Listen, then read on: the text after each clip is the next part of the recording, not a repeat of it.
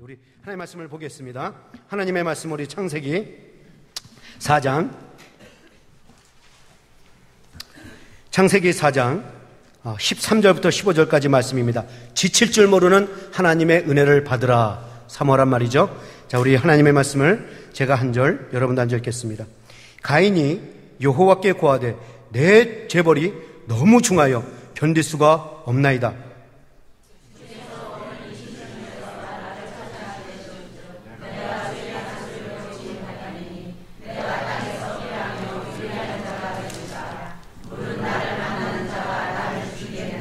다 같이 하죠. 시작. 여호와께서 그에게 이르시되 그렇지 않다.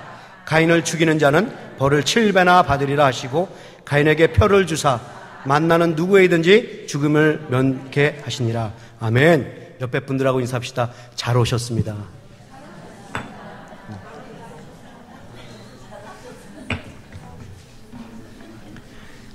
또 한 번 인사하죠. 당신을 참 좋아합니다. 닭살이 돋죠 지금? 예.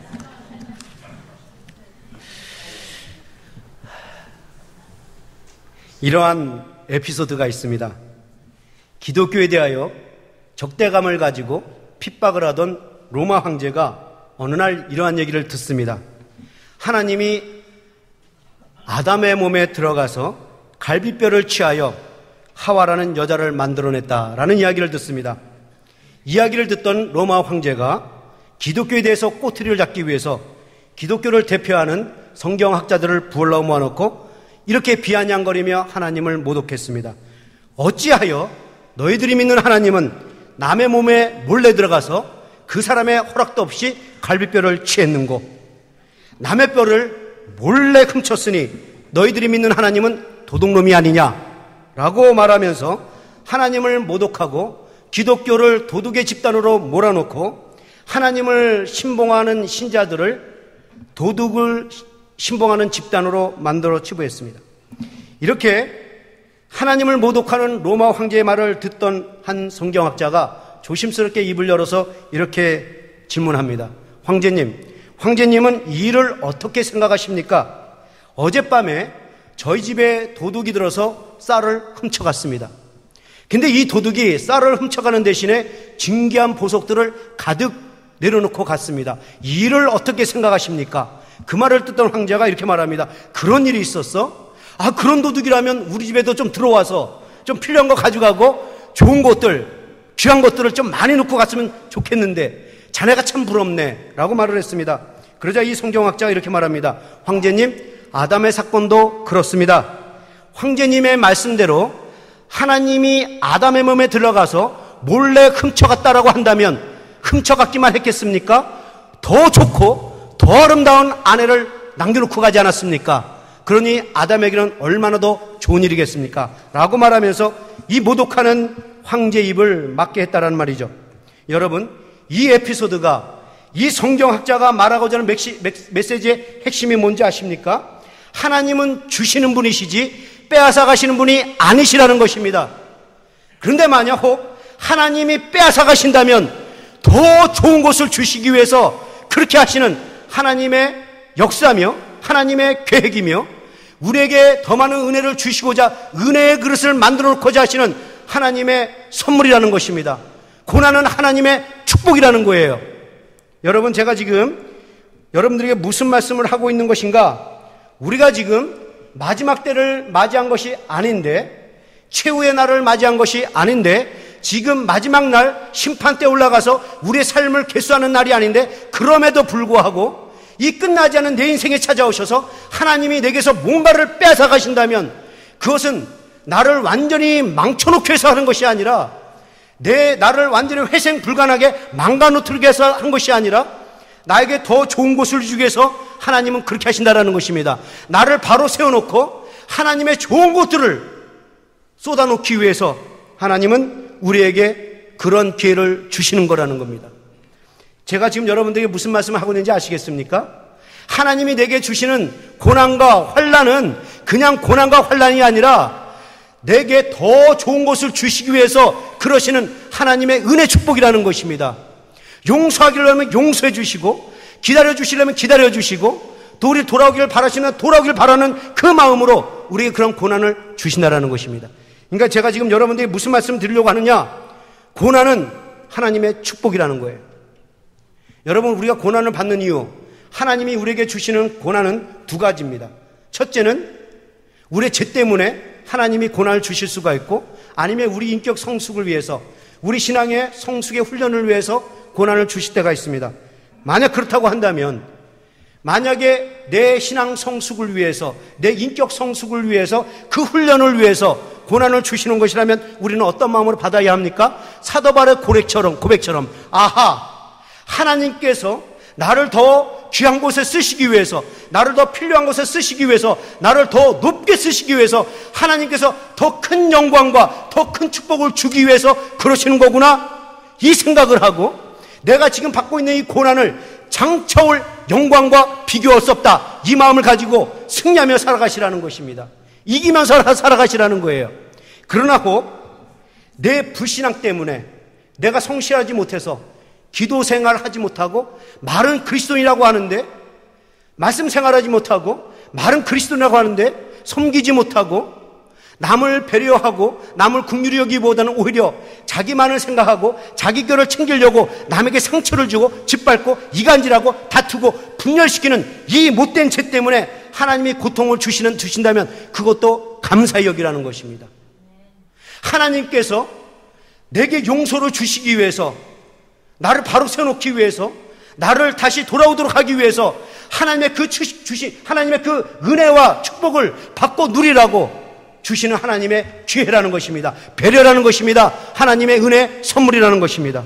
그러니 여러분들, 만약에 여러 개의 어떤 어려움이 있습니까? 고난이 있습니까? 고통이 있습니까? 뭔가 내게서 소중한 것을 빼앗아가서 내가 지금 고통스럽습니까? 그때에 절망하거나 포기하거나 한탄하거나 한을 품거나 한숨을 싣는 것이 아니라, 원망을 토해내는 것이 아니라, 하나님이 왜 내게 이런 사인을 주셨는가, 내 인격 성숙을 위하면 내가 그것을 담대히 받아들이고 이기며 살아시고, 혹시 그것이 내 죄 때문이라면 아하, 정신 차리라고, 나를 용서하시고자 나를 돌아오게 하려고 그 좋은 은혜를 받으라고 이러시는 거구나 생각하시고, 바로 여러분의 삶을 깨끗하게 바르게 정비하시기를 축원합니다. 여러분의 삶을 바로 그 순간에 바로 정비하시고 바로 정리하시고 정돈하셔서 하나님 앞에 돌아와 하나님을 의지하고 산다면 여러분의 삶은 분명히 더 크신 하나님의 은혜와 축복으로 여러분의 삶은 기름진 삶이 될 줄로 저는 믿습니다. 토마스 후커라는 신학자가 있습니다. 그는 청교도 신자였으며 영국과 네덜란드와 뉴 잉글랜드에서 가장 존경받는 신학자였습니다. 그가 왜 세계적으로 그렇게 존경을 받는 신학자였는가 하면, 탁월한 능력과 뛰어난 학문을 가졌는데, 그 탁월한 학문과 그 뛰어난 능력을 가졌음에도 불구하고 그 신앙이 아주 깊었을 뿐만 아니라 그의 성품과 인격이 굉장히 겸손하고 교결했기 때문입니다. 그리고 그의 신학은 아주 말씀에 기초하는 풍성한 신학이고 사람들에게 덕을 세우는 사람이었어요. 그의 책은 모든 그리스도인들에게 큰 영향을 끼치는 그러한 서적을 썼습니다. 그런 훌륭한 사람이 죽을 때에 한 지인이 찾아와서 이렇게 말합니다. 목사님은 죽기 전까지 주를 위해서 모든 열정과 헌신을 다 쏟아 부으셨습니다.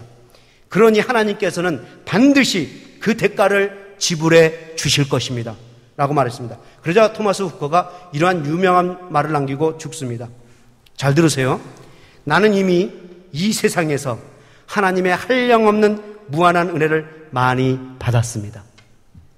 나는 이 세상을 살면서 이미 하나님께서 은혜를 주셨습니다. 나는 이 세상을 사는 동안 매일 매 시간 하나님이 은혜를 주셨습니다. 나는 하루에도 수없이 반역의 마음을 가질 때가 있었습니다. 그때마다 하나님은 그 한량없는 은혜의 도끼로 가차없이 나를 치셔서 나를 바로 세워놓으시고 용서하시고 나를 기다려 주셨습니다. 나의 경우 내 삶에서 얼마나 많은 구원을 얻었는지 모릅니다. 내가 매 시간 더러워질 때마다 하나님께서는 고난으로 그 나의 죄를 씻어주셨습니다.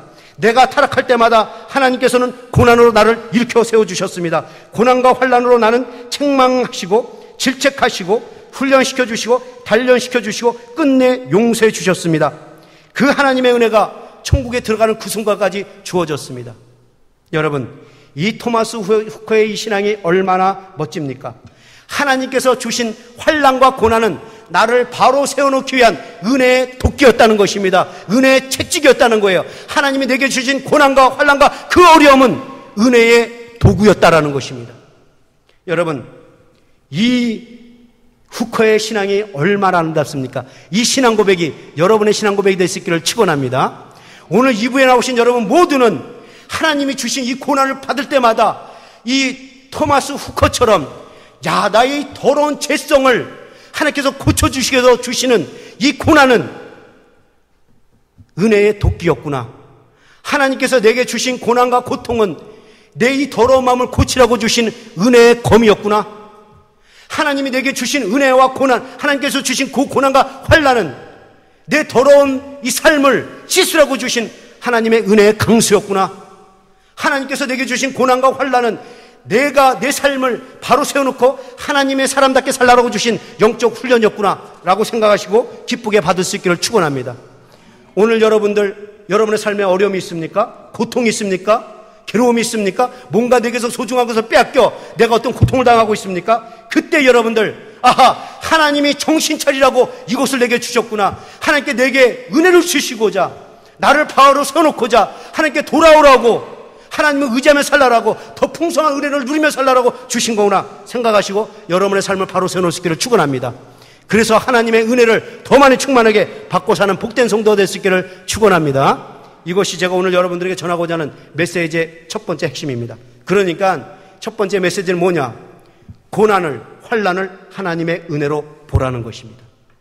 여러분이 받은 고난, 환난을 하나님의 은혜로 생각하고 사모하고 받으라는 것입니다. 여러분, 오늘 본문에 나오는 그 흉악한 가인이 하나님께서 그렇게 은혜를 베풀었단 말이죠. 여러분, 오늘 우리가 지금 공부하는 이 가인은 어떤 사람입니까? 지난주에 우리 공부한 것처럼 이 가인은 아주 이기적인 사람이었습니다. 자기 중심적인 사람이었습니다. 자기만을 생각하고 자기 감정만 소중하고 자기만을 챙기고 자기가 손해보면 조금도 못 견뎌야 하는 아주 그런 사람이었어요. 어느 날 하나님께서 그들을 생활하도록 하기 위해서 풍성하게 소산을 허락하여 주셨습니다. 하나님께서는 아벨에게도 소산을 허락하여 주시고 가인에게도 소산을 허락해서 먹고 잘 살아라고 이렇게 해주셨어요. 그런데 아벨은 그 하나님께서 주신 것에 너무 감사해서 거기에서 먼저 하나님의 것을 떼어서 가장 좋은 것, 흠한 것을 하나님께 드렸습니다. 하나님께서 그 마음을 보시고 기뻐 받아주셨어요. 그런데 가인은 자기 것을 먼저 채우고 있는 거 하나 갖고 나서 하나님께 드렸더니 하나님은 그 잘못된 예배를 보시고 받지 않으셨습니다. 그러면 가인은 깨닫고 왜 하나님이 받지 않으셨을까? 내가 뭐 잘못했지? 이걸 정신 차리고 돌아왔어야 되는데 자기 거 받지 않았다고, 동생 것은 받았는데 내 것은 받지 않았다고 기분 나쁘다고 안색이 변하고 얼굴이 찌그러지고 하나님께 분을 토해냈습니다. 그것을 본 하나님께서 네 얼굴이 왜 그렇게 찌그러졌니? 네가 선한 삶을 살지 못했기 때문에 내가 받지 않은 것이 아니니 너의 마음속에는 죄 소원이 있으니 그것을 다스려라. 그럼 내가 받아줄게. 이 말씀을 하십니다. 그런데 이 가인이 그걸 듣고 정신 차려야 되는데 깨닫지 못하고 더 분을 내며 동생을 둘러내서 돌로 쳐 죽입니다. 그래서 하나님께서는 그에게 두 가지 형벌을 주셨죠. 첫 번째 형벌은 땅을 저주해서 땅에서 효력을 못 내 밭을 갈고 물을 주고 거름을 주고 아무리 수고해도 그 땅에서 아무것도 얻지 못하게 만들었습니다. 또 하나 형벌은 땅에서 유리한 자로 만들었어요. 그래서 정처 없이 살아가게 만들었습니다. 이 농사꾼이 유리하는 자가 됐다, 정처 없이 살게 됐다, 이 말은 하나님께서 그가 농사를 지을 땅 소유하지 못하게 만들었다는 것입니다. 그러니까 무슨 말인가 하면 가인이 땅 아무리 파고 노력을 해도 소산을 얻지 못하고 또 땅을 지은 소산도 빼앗겼다, 그 땅을 빼앗겼다, 이 말은 하나님께서 가인에게서 가장 소중한 것, 가장 귀중한 것, 이 가인이 가장 의지하는 것을 빼앗아갔다는 말이죠. 그러면 여러분, 가인은 이 상태를 어떻게 생각했을까요? 자기의 죽이 온 이 고난을 어떻게 생각했을까요? 자기 인생에 주어진 가장 최악의 고통이다, 최대의 고난이다, 최대의 환난이다, 아주 가혹한 형벌이다, 저주다 라고 생각했을 것이에요. 근데 여러분, 그렇게 생각하고 있지 모르지만 가인에게 주신 하나님의 이 고난은 또 다른 하나님의 은혜의 역사였다는 사실을 아십니까? 가인에게 준 이 고난, 환난, 이 어려움은 하나님께서 가인에게 용서할 기회를 주시는 것이었고 그가 돌아오기를 바라는 것이었고 하나님의 진짜 은혜를 누리며 살도록 해주신 배려여 하나님의 은혜의 선물이었다는 것입니다. 그렇지 않습니까? 생각해 보세요. 가인이 어떤 사람이라고요? 가인은 동생을 불러내서 죽인 흉악자입니다. 심지어는 저 거룩하신 하나님, 저 높으신 하나님 앞에 분을 토해내면서 인상을 찍으면서 화를 퍼문 사람이에요. 당장에 가서 목을 조르고 교수형을 취하고 창성에 처해서 목숨을 걷어가도 시원찮은 사람인데 하나님께서는 그 목숨을 바로 걷어가지 아니하시고 그에게 땅을 빼앗는 것으로, 땅에서 소산을 못 내는 것으로 혼을 내셨어요. 이것이 하나님의 사랑 아닙니까? 이것이 하나님의 은혜 아닙니까? 그래서 성경학자들은 이것을 하나님의 은혜가 동반된 공이라고 얘기합니다. 오늘 여러분들이 교동문 읽었죠? 하나님은 상한 갈대를 꺾지 아니하시고 꺼져한 등불을 끄지 아니하시고 공의로 베푸신다고 그랬어요. 이 말이 뭐냐? 당장에 가서 목숨을 걷어도 시한찮은 인간인데 그럼에도 불구하고 하나님은 목숨을 걷어가지 아니하시고 땅을 빼앗는 것으로 정신 차리게 만들었다는 것입니다. 그에게 용서를 주시기 위해서, 그에게 다시 한번 기회를 주기 위해서, 바로 세워놓고 돌아오도록 하기 위해서 하나님의 그 좋으신 은혜를 받고 누리라고 하나님 배려해 주신 것이에요. 그래서 성경학자들은 이것을 가리켜서 하나님의 사랑과 은혜의 자비가 동반된 형벌이었다라고 얘기를 합니다. 하나님의 은혜가 포함된 고난이었단 말이죠. 여러분, 이 하나님의 역사가 오늘 우리들에게도 동일하게 역사한다는 사실을 아십니까? 우리는 죄를 지은 사람이에요. 그래서 그 죄가 대가로 반드시 벌을 받아야 되는데 그 죄의 대가 뭐냐? 사망이라고 그랬습니다. 죽는 거예요. 그런데 하나님은 당장에 우리의 목숨을 뺏어가지 아니하시고 단지 우리의 삶에 고난을 주셔서 어려움을 줄 수 있다는 것입니다. 그것을 감사히 여기라는 것이에요. 나는 당장에 목숨을 걷어가도 시원찮은 인간인데 하나님께서 목숨을 빼앗아가지 아니하시고 그래서 내 자식들을 보며 살게끔 단지 고난만 줬을 뿐 그것을 감사하게 생각하고 정신 차리고 하나님이 빨리 돌아오라고 그런 것이구나. 나를 바로 세워놓으라고 그러는 것이구나. 하나님께서 그 진짜 은혜를 받고 누리라고 그러시는 거구나 생각하고 빨리 여러분의 삶을 정돈하시고 정비하시고 조율하시고 하나님께 돌아올 수 있기를 축원합니다. 여러분, 그런데 가인은 이 하나님의 형벌을 받자 그것을 어떻게 생각했습니까? 정신 차리라고 그런 것이구나. 이것이 은혜의 도끼였구나. 이 고난은 은혜의 채찍이었구나. 이 고난은 은혜의 도구였구나 라고 생각했습니까? 성경은 그가 그것을 어떻게 생각했다고 말하고 있습니까? 창세기 4장 13절 14절을 다 같이 한번 읽을까요? 시작. 다 같이 시작.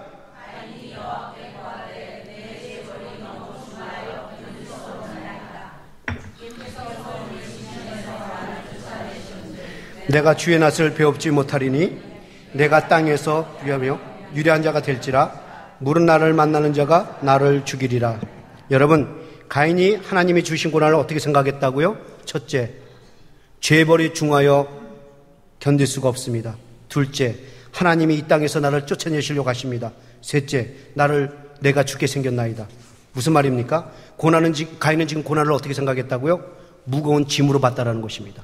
고난을 고난으로 봤다라는 거예요. 다시 말해서 고난을 무거운 짐으로 봤고 고난을 하나님을 보지 못하도록 하나님 얼굴을 대면하지 못하도록 했다고 봤고 고난은 자기를 죽이려고 했다라고 봤다라는 거예요. 그러니까 무슨 말이에요? 고난을 은혜의 시각으로 보지 않고 인간적인 시각으로 보니까 달랐다라는 것입니다. 인간적으로 시각으로 보게 되니까 하나님께서는 그에게 정신 차리라고 준 그 고난이 단지 무거운 짐으로 보게 되고 하나님께서는 내 얼굴 다시 볼 수 있도록 주신 그 고난을 하나님 얼굴 보지 못하게 나를 쫓아냈다라고 한 그 고난을 받고 하나님은 그를 살리려고 준 고난을 나를 죽이려고 한다라고 봤다라는 것입니다.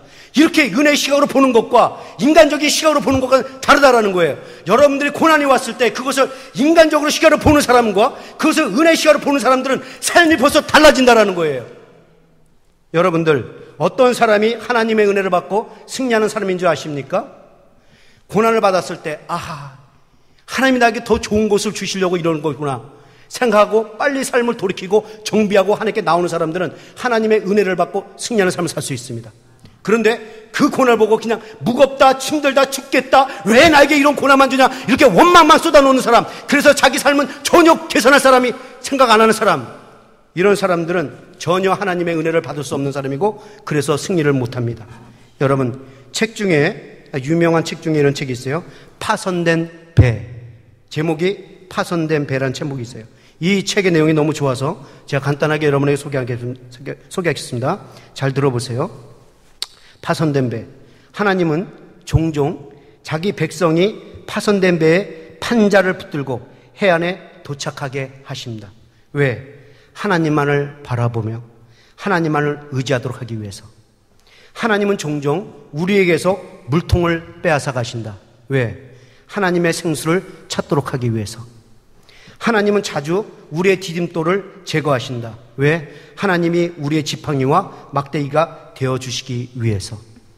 그래서 우리에게 있어서 고통과 역경은 하나님의 능력과 자비를 받을 발판일 뿐이다. 여러분, 참 멋진 글귀 아닙니까? 지금 이 책에서 뭘 얘기하는 겁니까? 하나님이 주신 고난과 고통은 하나님의 은혜와 자비와 사랑을 받도록 하기 위한 발판이라는 것입니다. 여러분들은 무거운 짐으로 생각합니까? 아니면 하나님의 은혜를 받을 다리라고 생각하고 하나님의 은혜를 받을 발판이라고 생각합니까? 여러분, 그러니까 오늘 이 말씀은 하나님의 형벌이 올 때에, 그 나의 잘못 때문에 올 때에, 그 형벌 속에, 그 고난 속에 하나님의 은혜가 숨겨져 있다는 것입니다.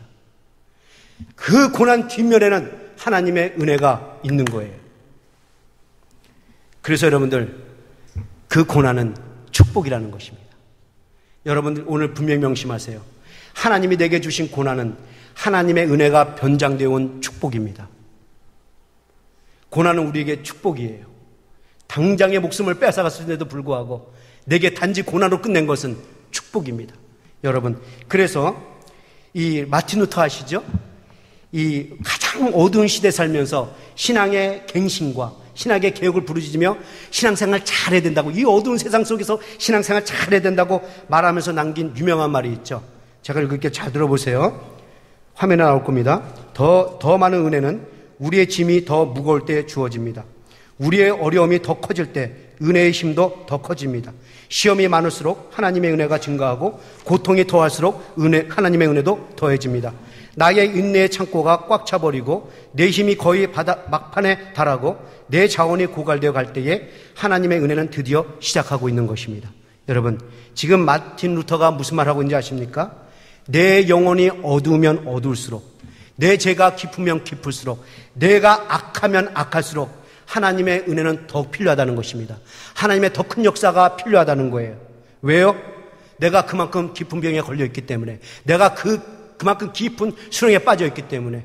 그래서 하나님의 은혜가 더 필요하고 하나님의 더 큰 역사가 필요한데 하나님은 그렇게 하신다라는 것입니다. 근데 여러분, 내가 더 은혜가 필요한데 그러면 하나님은 더 큰 은혜를 주신다라는 거예요.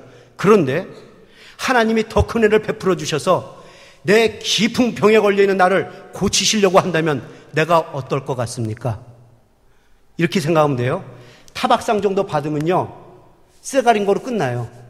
그러나 내 병이 깊어가지고 이것을 뭔가를 잘라내야 한다면, 뭔가를 정말 대수술을 해야 한다면 거기에 따른 진통은 대단하다는 것입니다. 그러니까는 제가 깊으면 깊을수록, 악하면 악할수록 나에게 주어진 고통은 더 심하다라는 거예요. 더 고통스럽다라는 것입니다. 그러나 고통스러울 때에, 힘들 때 그 고통만 보러보지 말고, 무겁다고만 생각하지 말고 그 고통을 보시면서 이렇게 깊은 고통을 주신 것은 하나님의 더 큰 은혜가 지금 역사하고 있다는 것을 보시라는 것입니다. 내 고통이 깊다는 것은 그만큼 하나님의 더 큰 은혜가 역사가 지금 임하고 있다는 것입니다. 그러기에 내가 고통이 크면 내가 죄가 이렇게 크구나, 나를 하나님께 더 크게 훈련시키려고 날 이러시는 거구나 생각하고, 그 뒷면에는 그래서 하나님의 더 큰 은혜가 역사하고 있구나 생각하시라는 것입니다. 여러분, 이것이 바로 뭐냐면 빛나는 보석과 같은 하나님의 은혜라는 것입니다. 여러분, 보석상에 가면 이 다이아몬드를 검은 천 위에다가 진열해 놓습니다. 왜 다이아몬드를 검은 천 위에다가 진열해 놓습니까? 다이아몬드는 검은색 위에 있을 때 가장 아름다운 빛을 발휘하기 때문에 그렇습니다. 이처럼 내 죄악 속에서 역사하시는 하나님의 은혜는 더 빛난다라는 거예요. 더 깊은 은혜가 있다는 것입니다.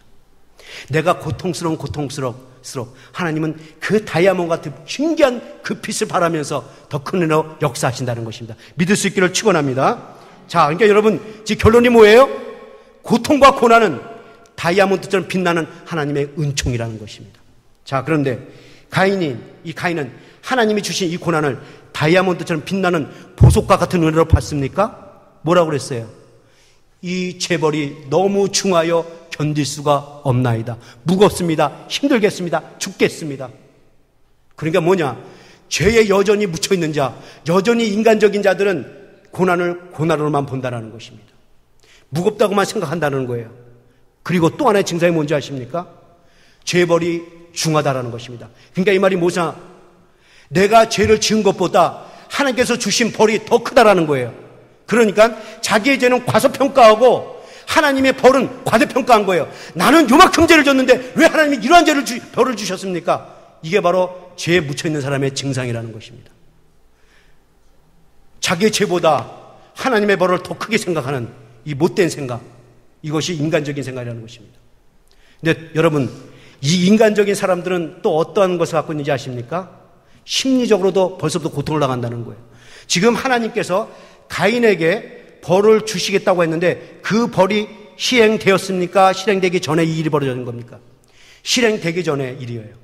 하나님께서 가인에게 이 벌을 두 개를 주겠다라고 얘기를 하니까 그 벌이 너무 중하여 견딜 수가 없습니다. 그러니까 필요 이상으로 심리적인 고통까지 겪고 있다는 것입니다. 아직 벌을 주지도 않았는데 이게 바로 인간에 빠져있는 사람의 모습이라는 거예요. 여러분, 가인은 그랬습니다. 고난을 고난으로만 생각했습니다. 은혜의 직접으로 여기지 않았어요. 그렇게 못난 인간에게, 그런데 하나님은 그렇게 떨고 있는 가인에게 찾아와서 다시 더 큰 은혜를 주십니다. 이게 하나님의 마음이에요. 그래서 여러분, 두 번째로 우리가 배울 것이 뭐냐? 하나님은 지칠 줄 모르는 은혜를 베풀어 주신다는 것입니다. 동생을 죽인 이 가인, 하나님 앞에 불을 토한 이 가인, 그 고난을 은혜로 생각하지 못하는 이 가인에게 하나님, 그래? 그러면 목숨을 걷어갔어야 되는데 오히려 그에게 찾아와서 더 크신 은혜로 쏟아부었습니다. 이게 지칠 줄 모르는 하나님의 은혜예요. 어떤 은혜를 주십니까? 자, 보시죠. 우리 모두 창세기 4장 15절을 보시죠. 다 같이 읽죠. 창세기 4장 15절 시작.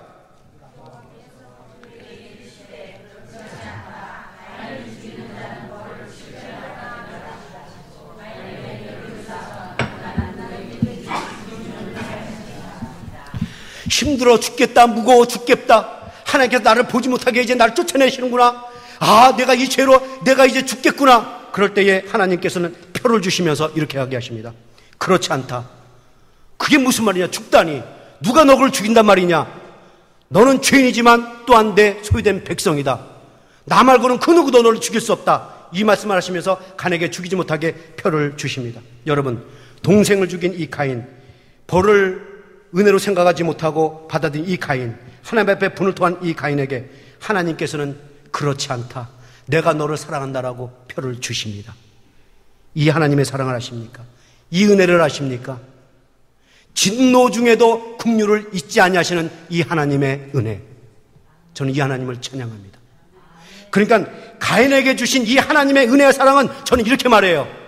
가인에게 베풀어 주신 이 하나님의 사랑과 은혜는 과분한 자비였다라는 것입니다. 이 과분한 자비가 오늘날 우리에게도 역사한다는 사실 아십니까? 우린 죽어봤을 적이 없는 죄인인데, 허물인데, 가증한 사람인데 하나님이 과분한 은혜를 베풀어 주셔서 우리가 오늘날 이렇게 구원을 받고 하나님 앞에 나서 우리가 예배를 드리고 있는 거 아닙니까? 이게 과분한 은혜라는 것입니다. 여러분, 정말 구제불능인 가인에게 또다시 사랑한다고 베풀어 주시는 이 하나님의 은혜, 과분한 자비였어요. 여러분, 이 진노 중에도 긍휼을 잊지 아니하시는 이 하나님의 은혜가 성경 곳곳에서 얼마나 많이 나오는지 모릅니다. 생각해 보세요. 아담과 하와가 선악과를 따먹지 마라, 따먹으면 정령 죽으리라. 근데 따먹었습니다. 정령 죽을 수밖에 없는 죄인입니다. 그래서 도망을 가요. 그럼 하나님은 당장에 찾아서 내가 너 죽인다고 했지, 죽였어야 하는데 하나님은 그들을 찾아 죽이려고 한 것이 아니라 용서해 주시고 은혜를 베풀기 위해서 아담아, 아담아, 내가 어디 있느냐 찾았다라는 것입니다. 이게 하나님의 은혜 아닙니까? 하나님 믿음의 조상 아브라함, 믿음의 본을 보여야 될 이 아브라함이 자기 아내를 누이라고 속이면서 작삽하게 살아갑니다.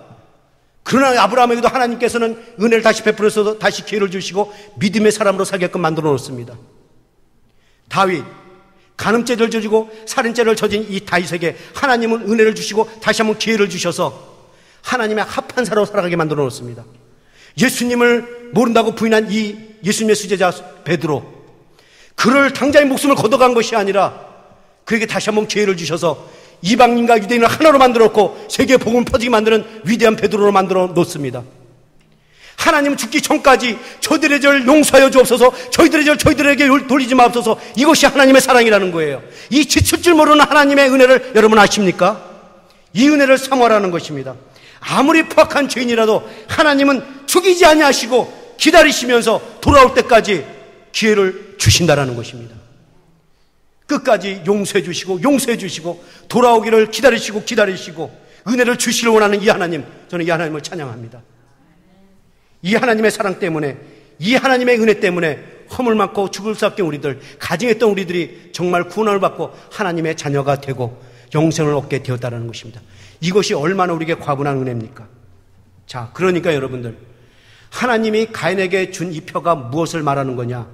어떠한 죄도 하나님 앞에서 기다리지 못할 죄가 없고 어떠한 죄도 하나님 앞에서 용서받지 못할 죄가 없다라는 것입니다. 그러면 여러분, 우리에게 이 하나님의 표가 필요해요. 더러운 우리들이 바로 이 하나님의 은혜가 필요합니다. 이 표가 있어야 우리는 하나님의 은혜 가운데 들어갈 수 있어요. 여러분, 제가 퀴즈 하나 드릴게요. 잘 대답하셔야 됩니다. 어떤 사람이 하얀 구두를 신고 빨간 모자를 쓰고 노란 양복을 입고 검은 지팡이를 짚고 극장에 들어가려고 하는데 못 들어가게 해요. 왜 못 들어가겠습니까? 극장표가 없어서. 극장표가 있어야 들어갑니다. 지금 하나님께서 가인에게 죽이지 못하게 표를 줬어요. 근데 그 표가 뭔지는 성경은 분명히 얘기하지 않았습니다. 그래서 학자들이 이것 때문에 무슨 표지? 하면서 이렇게 고민하면서 추측을 했는데 별 괴상망측이 다 나왔어요. 어떤 학자는 이 이마나 몸에다가 문신을 한 표다라고 얘기한 사람이 있고, 어떤 학자는 마패 같은 것을 줬다라고 얘기를 해요. 어떤 건지 몰라요. 그러나 분명한 것은 뭐냐면 분명한 표가 있다라는 거예요. 왜 그렇습니까? 성경을 보면요, 마땅히 죽어야 되는데 하나님께서 죽이지 못하게 은혜를 베푸는 경우가 있어요. 그래서 도피성을 만들어가지고 그를 그곳에 가서 죽이지 못하게 하십니다. 그런 형태를 주신 것도 있지만 표를 주신 게 있어요. 어떤 겁니까? 출애굽기 12장을 보면 하나님께서 대적하는 바로에게 10재앙을 주십니다. 근데 마지막 이 10가지 재앙에서 마지막 10번째 재앙, 장자를 죽입니다. 모든 장자를 죽이는데, 그런데 하나님께서 은혜를 베푸십니다. 그래서 마땅히 죽어야 할 장자가 죽이지 않기 위해서 어떻게 했느냐? 이 표를 받으라는 것입니다. 이 표를 받으면 장자 죽지 않는다. 그 표가 뭐였어요? 유월절 어린 양의 피입니다. 그 유월장의 어린 양의 피를 문설주에 바르면 그 장자는 죽지 않는다라는 거예요. 여러분, 우리 한번 출애굽기 12장 13절을 같이 한번 읽을까요? 다 같이 읽죠. 시작. 내가 애굽 땅을 칠 때에 그 피가 표적이 되리라. 내가 그 피를 볼 때에 너희를 넘어가리니 재앙이 너희에게 내려 멸하지 아니하리라. 여러분, 지금 하나님께서 어떤 표를 주셨어요? 어린 양의 피. 이 피를 바르면 죽지 않는다라고 했습니다. 표적을 주셨어요. 이 비슷한 얘기가 민수기 21장에 나옵니다. 그 이스라엘 백성들이 배고프다고 목마르다고 또 원망불평하면서 하나님 대적하고 타락합니다. 그러니까 하나님께서 불뱀으로 그들 다 죽이려고 해요. 불뱀을 물려고 다 죽는데 하나님께서 그 마땅히 죽어야 할 사람에게 죽이지 않게 또 은혜를 베푸십니다. 이 표를 가지고 있으면 너희도 죽지 않는다. 그 표가 뭐였어요? 놋뱀. 놋뱀을 바라보면 죽지 않는다. 이 표를 주셨습니다. 또 비슷한 표가 있죠. 여호수아 2장을 보면 라합이 발각되어 쫓기는 이 이스라엘 2명의 정탐꾼을 목숨을 걸고 숨겨줍니다. 숨겨주면 목숨을 내놔야 돼요. 그럼에도 불구하고 목숨을 걸고 숨겨줘요. 그러면서 이 이스라엘 군대가 언젠가는 쳐들어와서 여리고성을 무너뜨리고 여리고성 안에 있는 모든 사람들을 진멸할 것을 감지합니다. 그래서 이 라합이 2 정탐꾼을 보내면서 소매를 붙들고 이렇게 청합니다. 성경 말씀 같이 보실까요? 여호수아 2장 13절. 다 같이 읽죠. 시작.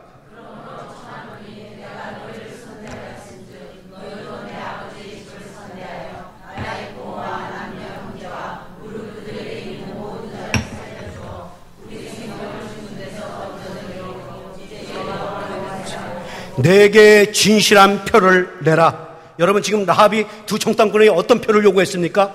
나와 내 가족을 살릴 수 있는 그 생명을 보장한다는 표를 달라는 것이었습니다. 그래서 라합이 라합에게 그 생명의 표를 줍니다. 살리는 표를 줘요. 그 진실한 표가 뭐였어요? 붉은 줄이었습니다. 창문에다가 붉은 줄을 걸어매라라. 그러면 너는 살 수 있다.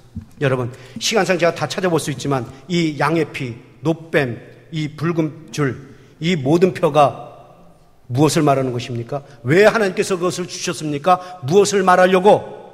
신약에 나타난 예수 그리스도의 십자가를 말하기 위해서였습니다. 그러니까 이 어린 양의 피, 노뱀, 붉은 줄은 바로 신약에 나타난 예수 그리스도의 십자가의 그림자였다라는 거예요. 여러분, 물체가 있다는 것은 거기는 반드시 뭐가 생기냐면 그림자가 생기게 되어 있습니다. 물체에는 그림자가 있어요. 그렇다면 이 말을 거꾸로 말하면 그림자가 있다는 말은 반드시 진짜 물체가 있다라는 거예요. 여러분, 코스트코에 가면 그 음식을 시식하게 맛배기로 조금 담아 놓습니다. 왜 그렇습니까? 먹어보고 맛있으면 진짜 물건을 사라는 거예요. 영화관에 가면 맛배기로 여러 가지 보여줘요. 왜 그렇습니까? 보고 재밌으면 본 영화를 보라는 거예요. 제대로 보라는 거죠. 그러니까 무슨 말인가? 하나님께서 왜 이 그림자를 주었는가? 예수 십자가야말로, 예수 그리스도의 십자가야말로 우리가 영원히 죽지 않고서 받을 진실한 표라는 것입니다. 이 표를 주님께서 주셨어요.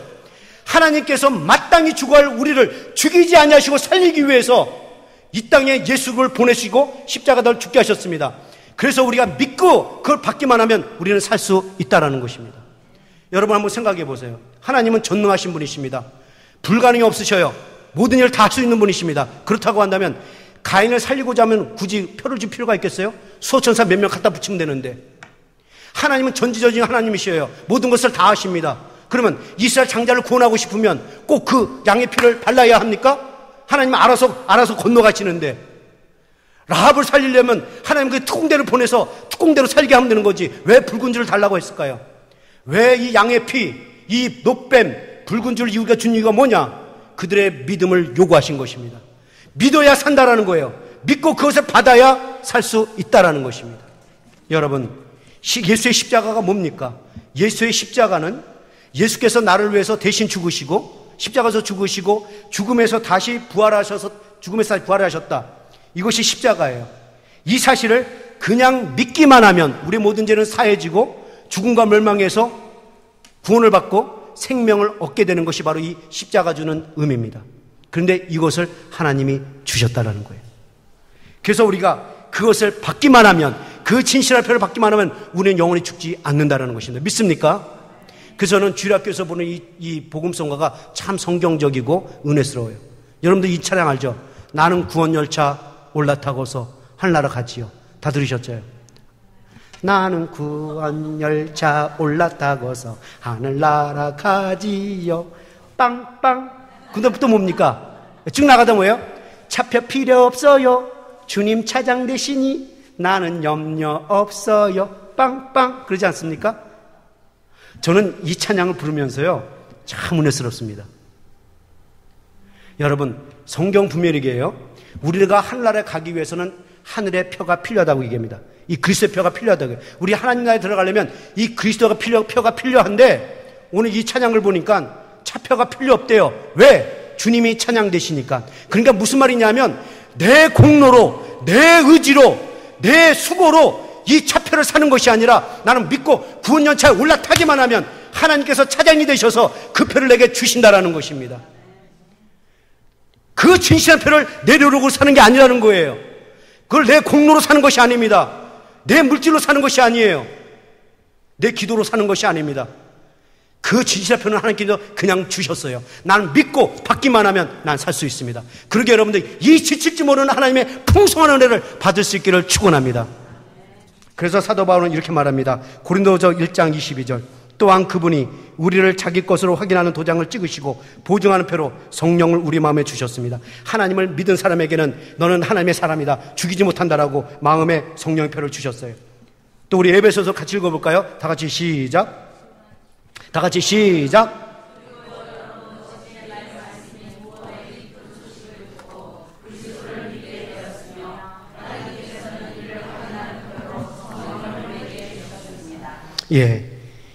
예수님을 믿는 순간 너는 내 것이다. 그 누구도 너를 함부로 하지 못한다. 라고 이 성령을 펴어주셨습니다. 이 은혜가 얼마나 감사합니까? 죽을 수밖에 없는 나를 용서해 주시고 다시 살렸을 뿐만 아니라 다시는 내 영혼 그 누구도 어찌하지 못하겠다고 지켜주겠다고 돌봐주겠다고 이끌어주겠다고 주님 오는 그날까지 그 보증으로 이 귀한 십자가를 주셨습니다. 이 하나님의 사랑과 은혜가 우리에게 얼마나 과분합니까? 그러니 감사하십시오. 고마우십시오. 그리고 이 하나님의 은혜를 사모하십시오. 말씀을 마칩니다.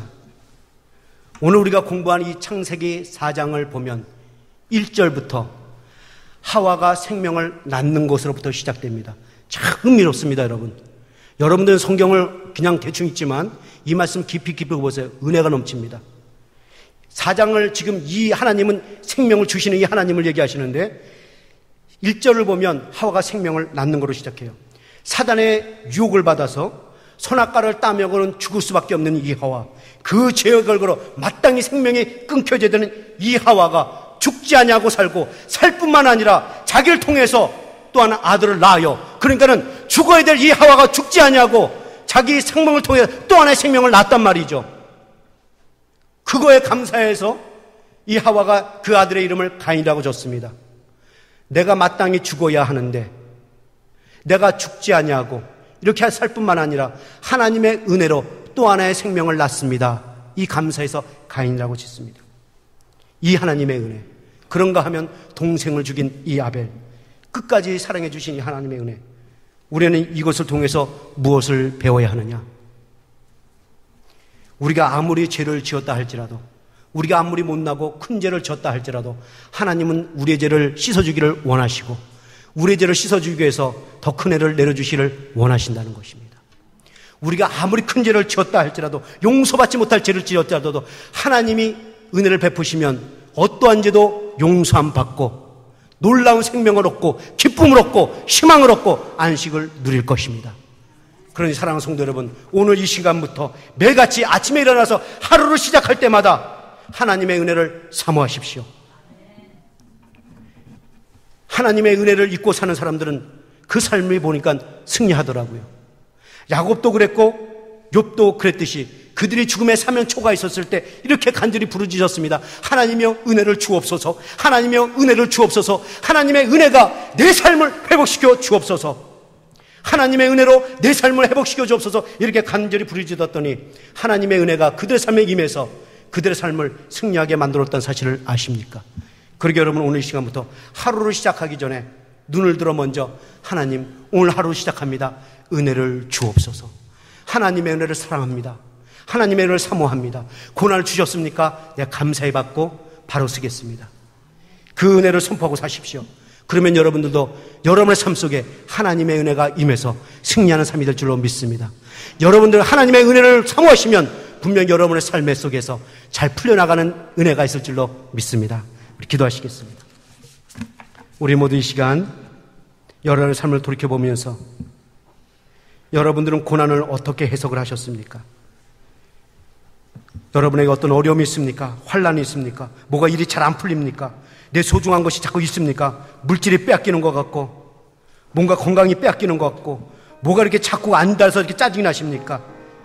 여러분, 짜증을 내고 있다면 그 사람은 여전히 아직 하나님의 은혜를 모르는 사람입니다. 여전히 죄에 묻혀있는 사람이요, 인간적인 사람입니다. 여러분, 그 고난은 하나님의 은혜를 주시고자 하는 발판일 뿐입니다. 오늘 이 시간 고난을 받으셨습니까? 환난을 당하셨습니까? 하나님께 감사하십시오. 나를 여전히 사랑하시기 때문에 나를 바로 세워놓기 위해서 하나님께로 돌아오라고, 그 좋으신 하나님의 은혜를 받고 누리라고 주신 하나님의 은혜임을 생각하고 감사를 선포하시고 능히 승리하는 여러분 되기를 바랍니다. 오늘 이 시간 결단하십시오. 오늘 이 순간부터 내게 어떤 어려움이 오면 그것을 가시로 여기고 은혜로 살겠습니다. 결단하십시다. 다 같이 기도하시겠습니다.